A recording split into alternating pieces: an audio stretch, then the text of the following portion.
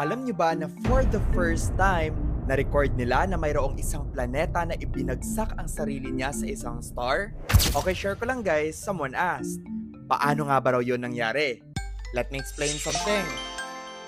Ito ay nangyari sa galaxy natin sa Milky Way around 12,000 light years away from Earth. Ito ay isang planeta na kasing laki ng Jupiter na umiikot sa isang star na halos kasing laki ng Sun natin. Una nila itong inobserbahan noong 2020 at noong una, akala nila na ang star na ito ay lumalaki at unti-unting nilalamon ang planetang ito. Dahil usually, ganito naman talaga ang mga red dwarf stars at mga stars na hindi ganun kalaki.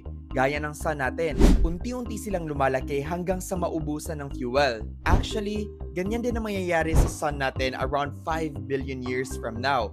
Unti-unti itong lalaki at lalamunin ito ang Mercury, Venus, and possibly ang Earth. Pero going back sa planeta at star na ito, kamakailan lang, pinag-aralan ito ng JWST, ang most powerful space telescope so far. And the findings, most likely, hindi ito nilamon ng star niya, kundi unti-unting bumagsak ang planetang ito sa star na iniikutan nito.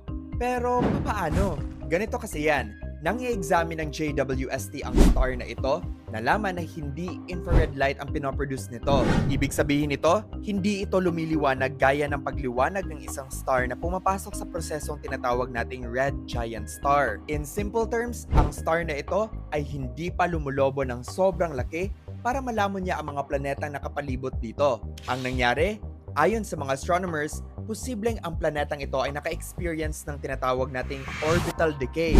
Ito yung unti-unting humihina at nawawala ang pag-ikot nito sa star nito. At eventually, ang planetang ito ay bumabagsak sa star. Mainly, dulot ng gravitational force ng planeta at ng star. Kumbaga, nag-aagawan sila. Ayon sa pag-aaral, ang buong proseso ng pagbagsak ng planetang ito sa star niya ay nangyari lang around few months. At nang bumagsak ang planetang ito sa star niya, nagkaroon ng huge flash of light or yung sobrang pagliwanag ng star. At ito yung na-detect nila noong 2020 na inakala nilang ito yung paglobo ng star. Pero hindi pala.